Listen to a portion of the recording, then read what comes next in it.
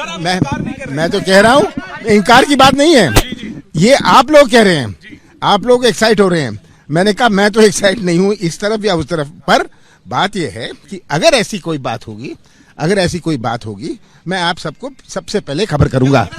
लगातार 2 दिन से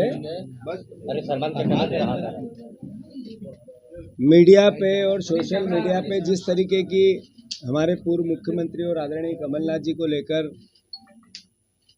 जो जानकारियां, सूचनाएं या खबरें बन रही है, वो स्वाभाविक रूप से हम और आप सब उनको देख रहे हैं।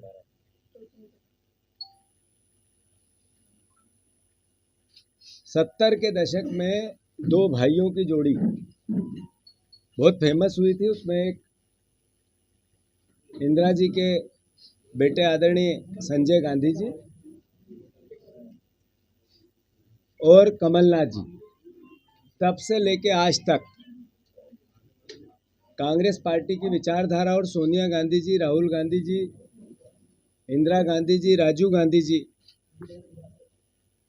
सबके साथ एक परिवार जैसा व्यवहार, अपनत्व और भरोसे की भावना अगर कहीं देखने को मिलती है तो इसी 2 परिवारों के बीच उस केमिस्ट्री को पूरे देश ने और हम सब ने देखा है। साथियों, 80 में जब पहली बार कमलनाथ जी चुनाव लड़े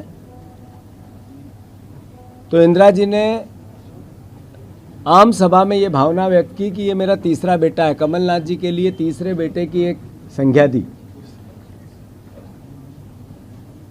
उससे आगे बढ़कर इस 45 साल की यात्रा में, राजनीतिक यात्रा में कमलनाथ जी की पिछले 7 साल से वो मध्य प्रदेश की कांग्रेस पार्टी के मुखिया के तौर पे हम सब कांग्रेस के कार्यकर्ताओं के साथ कंधे से कंधा मिलाकर हर परिस्थिति में सुख में, अच्छे में और बुरे में पूरी दृढ़ता से कांग्रेस के विचार को आत्मसात करके विपक्ष की भूमिका निभाते हुए निडरता से अपना कार्य करते रहे।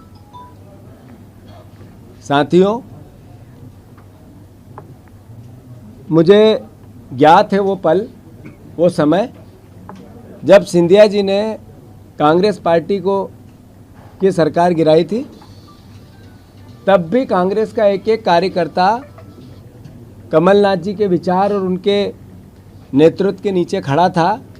एक एक उस समय मेरे जैसे कई परिवार के साथी हर तरीके से कंधा मिलाकर कमलनाथ जी के विचार को आत्मसात कर रहे थे, कांग्रेस के विचार को आत्मसात कर रहे थे। अंतोगत्वा मैं आप सबसे अनुरोध करना चाहता हूं, जो खबरें हैं निराधार है।